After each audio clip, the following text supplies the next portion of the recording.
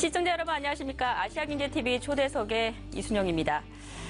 문재인 대통령은 오는 2022년까지 공공기관의 여성 임원 비율을 20%까지 높이라고 주문한 바 있습니다. 하지만 10개 금융 공공기관의 여성 임원 수는 지난해 말 기준 2.1%에 불과했는데요. 특히 국내 금융지주와 은행권은 여성들의 임원 승진에는 더욱더 벽이 높은 것으로 나타났습니다. 자, 오늘 아시아경제TV 초대석에서는 유리천장이 두텁기로 유명한 금융계에서 유리천장을 깬 상위 1%의 여성 금융인, 한국 최초의 여성 외환딜러이자 한국 여성금융인의 데모로 불리는 김상경 한국국제금융연수원장과 함께 한국금융의 현 주소를 짚어보고 또 여성의 리더로서 나아갈 수 있는 방향에 대해서 얘기를 나눠보겠습니다.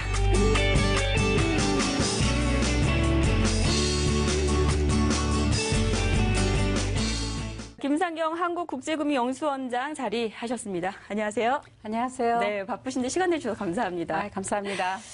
먼저 지난주에 좀 반가운 소식이 있었죠. 큰 상 받으셨어요. 양성평등상, 국민훈장, 목련상. 네, 짧게 먼저 좀 너무 소감 가분하죠. 소감 좀 부탁드릴게요.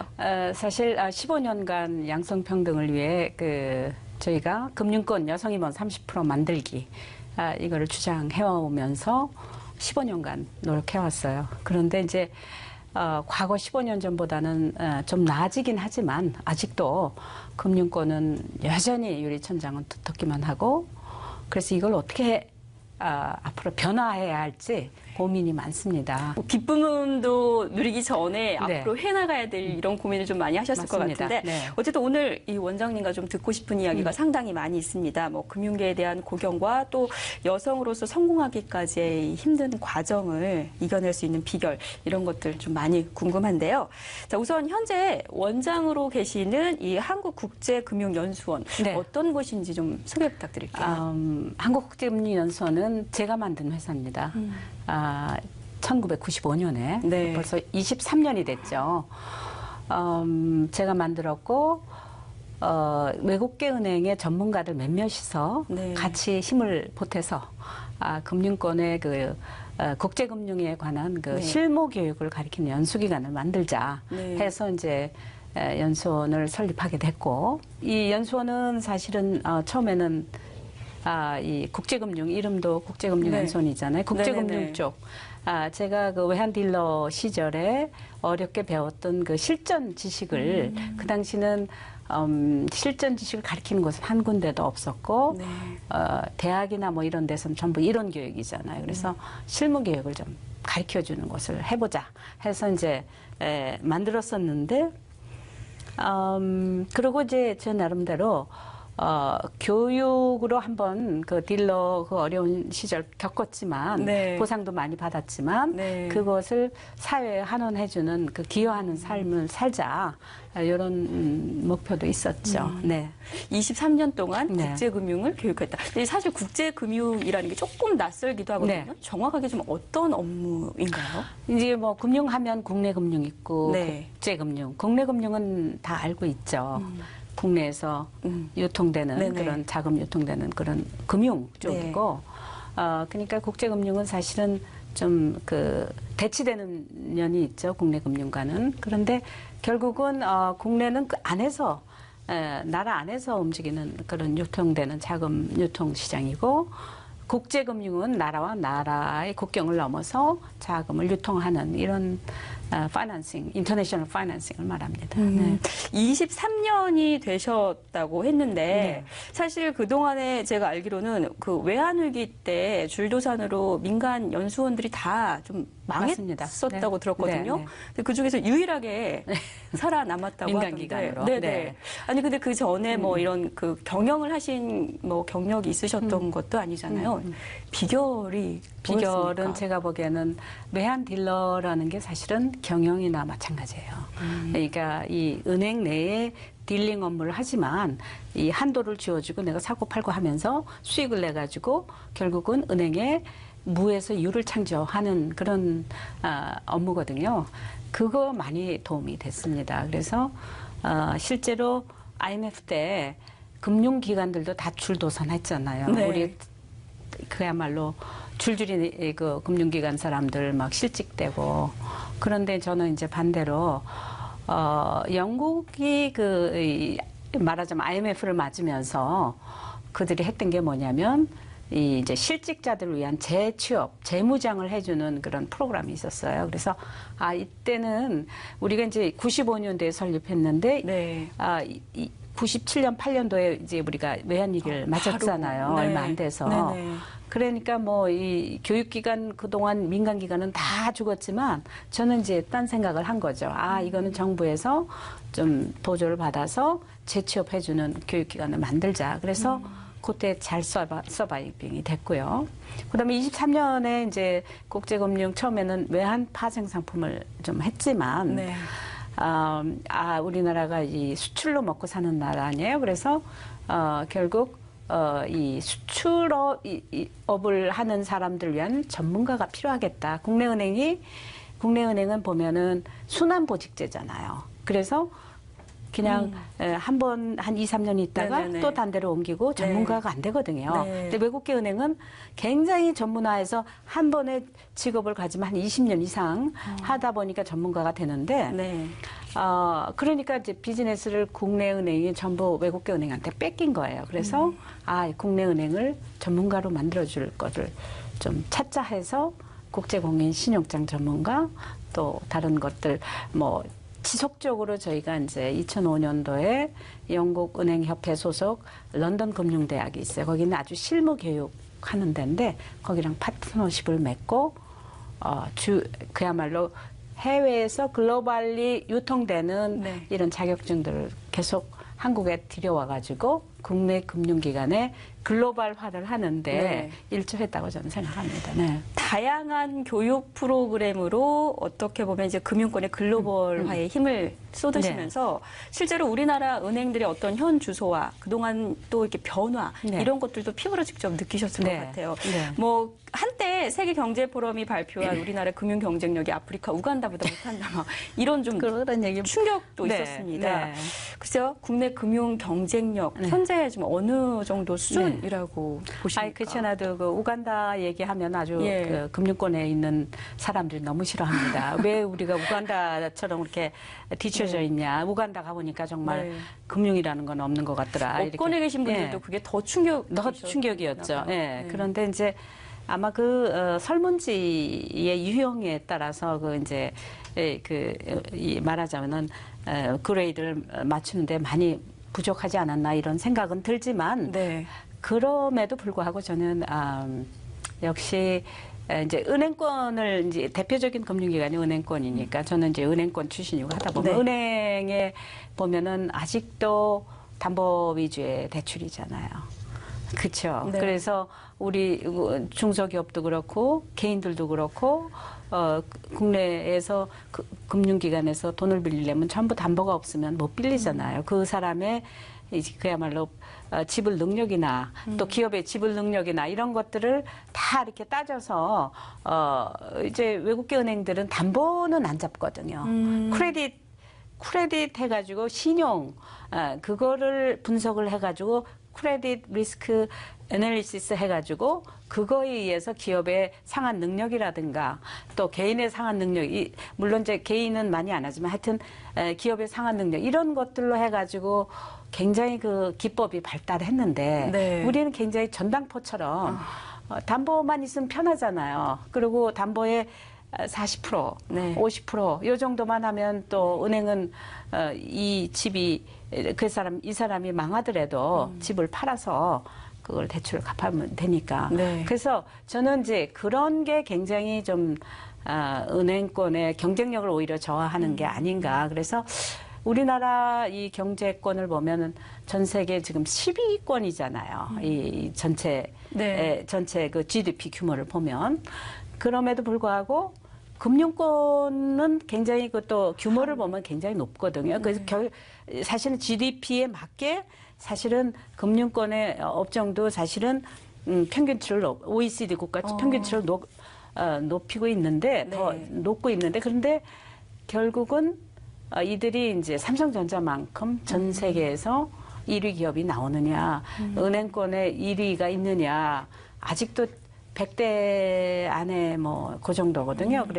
그래서 실제로 이제 우리가 양보다는 네. 이 질 위주로 해서 금융권의 가장 중요한 건 뭐냐면 전문 인력입니다. 그래서 제가 교육을 시작한 것도 전문 인력을 양성을 하려고 했던 거고 네. 사람이 하는 장사거든요. 네. 그래서 글로벌 경쟁을 하기 위해서는 전문 인력이 나와야 된다 이런 생각입니다. 금융은 결국 이제 사람이다. 사람 장사다. 이렇게 얘기를 할 수 사람 있겠네요. 투자. 근데 좀 아쉬운 점도 얘기해 주셨지만 20년 동안 그래도 또 우리나라가 선진화된 점 분명히 또 칭찬할 만한 점도 있을 것 네. 같은데 네. 뭐가 있을까요? 실제로 우리 선진화된 거는 금융기관이 선진화됐다고는 저는 보지는 않아요. 결국 과거에 여태까지의 쉽게 하는 그런 장사를 네. 했기 때문에 근데 이 좀 최근에 보면 은행들이 엄청나게 수익을 많이 올리고 있잖아요. 네네. 저금리임에도 불구하고 은행들이 수익 조 단위 이상으로 네. 냈다 이렇게 막 나오잖아요. 그게 네. 뭐냐면 금리가 하락기에는 이게 쉽지가 않아요. 왜냐하면 금리가 하락하고 있으면 대출 금리를 자꾸 내려야 되잖아요.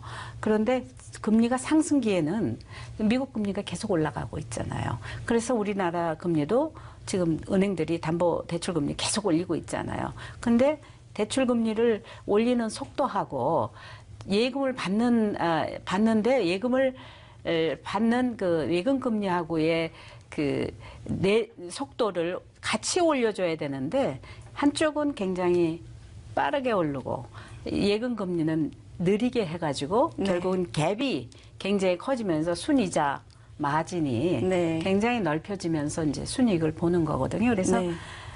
은행들이 글로벌화하고는 조금 거리가 멀어요. 멀고 이게 이제 금리 상승으로 인한 이제 좀 덕을 보고 있다. 저는 그렇게 보고 있습니다. 네. 결국은 이제 먹거리에 대한 고민과 사람의 이 질적인 부분들을 어떻게 네. 높여나갈 것인가 네. 이게 은행이 좀 고민을 해야 되는 시점이네요. 자, 이제 좀 여성으로서 네. 유리천장을 깬 금융인의 이 대모라는 타이틀을 달기까지 네. 좀 얘기를 해보고 네. 싶습니다. 네. 연수원 설립하시니까 이제 23년 전이라고 얘기를 해주셨는데 그 전에 이제 금융계에 입문하셨잖아요. 한국 최초로. 그거는 이제 제가 처음 국내은행은 아니었고요. 제가 국내은행에 들어가지 못한 배경이 또 있습니다. 뭐냐면 네. 제가 대학을 졸업하고 국내은행에 들어가려고 했더니 네. 결혼 퇴직 각서제 같은 게 있어요. 결혼 퇴직까지. 그러니까는 결혼하면 그만둬야. 퇴직을 해야 되는 각서를 써야 됐었어요. 국내은행에서는. 그래서 지금 그런 거 이상하죠. 이상하죠. 네, 네. 그런데 그 당시에는 그거를 입행하면은 네. 사인을 했었어야 돼요. 그래서 제가 외국계 은행에 들어가게 된 배경도 네. 바로 이제 결혼 각서제를 사인하지 않으려고.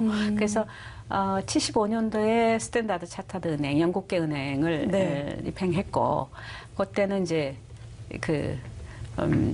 그야말로 직원, 클라크라고 그러나요? 그래가지고 직원 레벨로 들어갔고, 2년 후에 아메리칸 익스프레스 은행을 비서로 들어갔어요. 네. 그때는 이제 타자 잘 치고 영어 좀 하고 영어 속기도 하면은 외국인 비서로 하면 월급이 굉장히 많았거든요. 이 은행의 과장 레벨보다도 월급이 많았었어요. 그래서 비서로 들어갔다가 딜러는 이제 아메리칸 익스프레스 은행에서 딜러가 됐고 네. 다시 아멕스 은행 94년도에 그만뒀고 94년도에 다시 뱅크 오브 차이나 중국은행에 들어가서 딜링 업무 또 하다가 95년도에 이제 연수원을 차리게 된 거죠. 정말 화려한 경력을 갖고 계십니다. 부럽습니다. 어떻게 보면 여성들의 그 평등을 위해서 계속 얘기를 하셨기 때문에 이번에도 그 성평등 문화 확산에 기여한 공로로 이제 상을 받으신 건데 그동안에 또 여성 임원 30% 할당제가 이루어져야 된다. 뭐 네. 이런 주장도 계속 하셨어요. 네네. 네. 네. 특별한 이유가 있을까요? 30%라는 거는 우리가 조직에서 10%, 그러니까 예를 들면 10명 중에 1명이 여성이다. 그럼 조직이 변하지 않아요.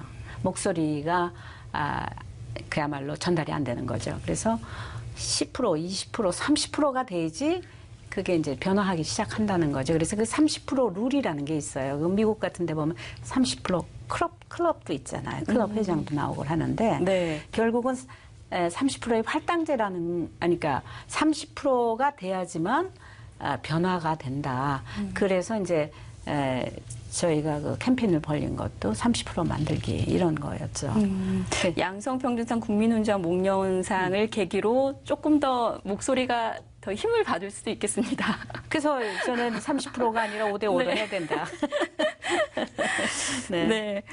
사실 뭐 이렇게 하기까지는 또 그 원장님께서 국제금융연수원 이외에도 여성금융 네트워크라고 네. 또 직접 주도하시는 또 네네. 여성 모임이 있다고 네네. 들었거든요. 네네. 여성금융 네트워크. 네네. 2003년도에 그걸 만들었습니다. 그때 우리도 남성들이 잘하는 네트워킹을 좀 해보자. 네. 네트워킹을 하면서 우리도 이제 좀 더 여성의 인맥 관리를 좀 해보자. 그렇게 해서 한 40여 명이 모여서 이제 그 단체를 만들기 시작했어요. 그때 당시는 2003년도에는 여성 지점장이 하나 그 은행에 배출이 돼도 대서특필이 됐었어요. 그 정도로 여성들이 그 힘들었다. 거의 뭐 고위직이 없었죠. 네. 그런데 2003년부터 이제 벌써 이제 15년 됐잖아요. 그러면서 이제 여성들이 지점장은 이제는 좀 많아졌죠. 그래서 네네. 보통 한 은행에 평균적으로 한 6, 7%? 그러니까 지점이 한 1000개다. 그럼 한 50명, 60명은 나오는 거죠. 그러면 9개 은행이다라고 하면은 네.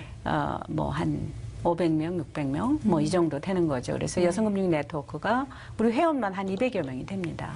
여성 지점장급 이상만 우리가 회원 자격인데 네. 그 정도로 지금 활약을 하고 있죠. 이렇게 보다 보면 실제로 여성들이 이 리더로서 성장하기까지 좀 걸림돌이 또 보이셨을 것 같아요. 뭐가 좀 가장 큰 문제였다고 보시나요? 이 여성들이 가장 큰 걸림돌은 제가 보기에는 지금 양성 평등, 그러니까 예를 들면은 여성가족부나 이런 데서 보면은 이 육아휴직을 뭐 2년, 3년 뭐 이렇게 하게 네. 법적으로 네. 보장을 해주고 있잖아요. 네. 저는 그게 오히려 걸림돌이 된다고 봐요. 왜냐하면 어떤 이유에서? 네. 제가 이제 그것 때문에 스웨덴 한국 대사를 만나서 한번 얘기한 적이 있는데 그분이 니네는 그것 때문에 굉장히 그게 걸림돌이 된다. 네. 너무 길다는 거예요. 여성을 쓰기에는 자기네가 네. 오히려 걸림돌이 된다는 거예요. 그래서 북구는 네. 그거를 이 말하자면 육아휴직을 남녀 공동으로 쓰게 강제적으로 남성도 우리도 그런 제도는 있죠. 그런데 네. 강제적이 아니다 보니까 남성들은 그 휴가를 못 쓰고 있죠. 거의 그 프랙티스가 안 되니까. 그런데 그걸 강제적으로 해서 6개월씩 나눠서 쓰는 거예요. 애들 양육은 네네. 부모가 책임진다. 남자, 여자 같이 책임진다. 이런 거로 생각을 하는 거죠. 그런 부분들도 여성금융 네트워크에서 계속 좀 지속적으로 좀 푸시를 그런 하고. 얘기도 하고요. 네네. 올해 이제 9월 달에 또 국제 행사를 네. 할 텐데 네. 올해는 다양성, 포용성, D&I 해가지고 Diversity and Inclusion 해서 네. 전 세계적으로 D&I 쪽에 아주 기업들마다 그거를 다 위원회까지 두고 이제 관리하는 이런 다양성이 결국 기업의 수익을 높인다. 이런 것들이 다 이제 증명된 자료들이 많아요. 그래서 그쪽으로 이제 우리가 한국 기업들도 그렇게 하고 또 국민연금이나 이런 데도 그런 기업에 더 투자하는. 이제 왜냐하면 제가 그 일본에 그 일본 국민연금 같은 전 세계에서 가장 큰 규모입니다.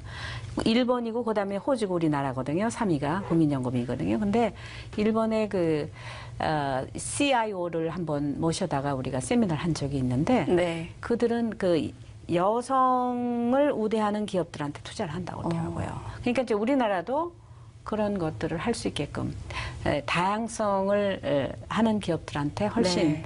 좀 포괄적으로 더 투자하는 뭐 이런 쪽으로 하는 그런 캠페인을 좀 하려고 합니다. 네. 기업도 변해야지만 사실 저도 여성으로서 리더로서 성장하고 싶다는 마음이 있죠. 이게 쉽지 않은 거거든요. 그런 분들한테 리더로 성장하기 원하는 여성들한테 좀 조언을 해주신다면 어떤 말씀 해주시고 싶으십니까? 90년대만 해도 네. 평생 직장이라고 그랬죠. 한 번 들어오면 정년 퇴직할 때까지 있을 수 있었잖아요. 근데 이제는 이게 정년 퇴직 개념이 없어요. 결국은 퇴직 타겟이 요즘은 50대 초반이고 뭐 대부분이 뭐 거의 50대 초반에 다 이제 쫓겨나잖아요. 그리고 그래서 결국은 최근 직장의 환경이랑 30대도 이제 좀 명퇴하는 경우도 많잖아요. 네. 계속 짧아지기 때문에 결국은 이 평생 직장 개념은 버리고 이게 통계를 보니까 한 5년, 6년마다 이게 바꾸더라는 거예요. 사람, 월급쟁이들이. 네. 그러면 평생 한 30년 일한다고 그러면 6번, 7번은 직장을 옮겨야 되는 거 아니에요. 그러니까 네. 그거는 자기가 직장이 평생 직장이 아니라 내 일이 평생 직장이다 생각하고 그거를 이어갈 수 있는 그 경쟁력을 만드는 것이 가장 중요하지 않을까. 여성들 같은 경우는 네. 그렇기 때문에 자기가 애들한테 너무 몰두하지 말고 같이 그 양분을 하고 네. 슈퍼맘이라는 것도 네. 좀 그 개념도 좀 없애고 자기 브랜드를 만드는 네, 데 전문가를 만들어야 된다. 힘을 써야 예, 되겠습니다. 예. 평생 직장. 네, 네. 많은 정말 도움이 될 것 같습니다. 자, 끝으로 지금 뭐 원장님께서 그동안에 하신 결과도 많고 성과도 많으시지만 또 다른 도전이나 계획이 있으실 것 같아요. 어떤 게 있으십니까? 저는 이제 제가 지금 이제 거의 70이 다 돼가잖아요. 그래서 아직도 일을 하고 있고요. 앞으로도 뭐 조금 더 일할 수 있습니다. 그런데 제가 바라는 거는 아주 평등한 사회가 왔으면 좋겠다. 그래서 남성들이 여성들을 발탁해서 책임지고 발탁해서 키워주고 네. 그 무리에는 남성들이 많이 포함이 돼야 된다. 그래서 여성하고 남성이 골고루 같이 평등하게 잘 살아나가는 사회가 됐으면 좋겠다. 그래서 유엔이 주장하는 He for She라는 캠페인이 있잖아요. He, 그가 여성을 위한다. 그래서 He for She 캠페인, 그런 문화가 우리나라에도 확산이 되었으면 좋겠다. 그런 바람이에요. 네, 금융 전문 인재 양성에 앞장서 주시는 한편 또 원장님의 끝없는 도전과 또 롤모델로서 저도 기대를 좀 해보도록 하겠습니다. 고맙습니다. 감사합니다. 자, 오늘 아시아경제TV 초대석에서는 금융 전문가를 키워 금융 선진화에 노력하는 이 국내 1호 여성 외환딜러 김상경 한국국제금융연수원장과 함께 얘기를 나눠봤습니다. 저는 여기서 인사드리겠습니다. 시청해주신 여러분 대단히 고맙습니다.